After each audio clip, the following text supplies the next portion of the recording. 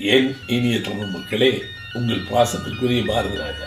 நீங்கள் என் மீது எவ்வளவு பாசம் வைத்திருக்கிறீர்கள். இந்த மண்ணோடும் நொடியோடும் இந்த மக்களோடும் நான் சார்ந்து வாழ்ந்ததைத்தான் திரைப்படங்கள் வாயிலாக சொல்லியிருக்கிறேன். பாரதி ராஜா நம்ம தமிழ் சினிமாவை வேற ஒரு லெவலுக்கு கொண்டு போயிட்டாருன்னு தான் சொல்லணும்.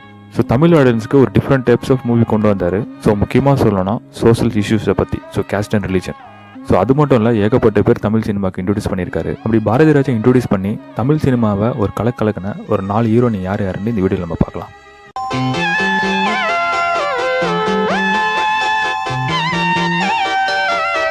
ஸோ பாரதி ராஜா கிழக்கே போகும் ரயில் படம் மூலியமாக ராதிகா சரத்குமார் இன்ட்ரடியூஸ் பண்ணார்.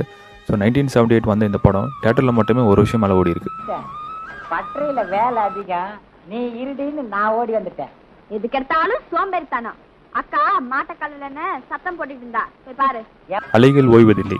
ஸோ ஒரு இன்டர் ரிலிஜன் மேரேஜ் பேஸில் வந்த இந்த மூவியில் கிறிஸ்டின் கலர் ராதாவை இன்ட்ரடியூஸ் பண்ணியிருந்தாரு. ஸோ சொல்லப்போனால் கார்த்திகோட முதல் மூவி இதுதான். ஸோ பாரதி ராஜா தான் அவருமே இன்ட்ரடியூஸ் பண்ணார்.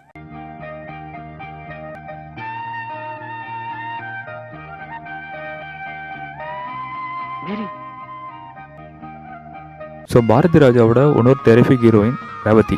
ஸோ ஒரு வில்லேஜ் கலா மன்வாசன் மூவியில் படத்தில் இவங்க இன்ட்ரடியூஸ் பண்ணார். ஸோ இந்த மூவி செம்ம பிளாக் பஸ்டர் ஹிட்.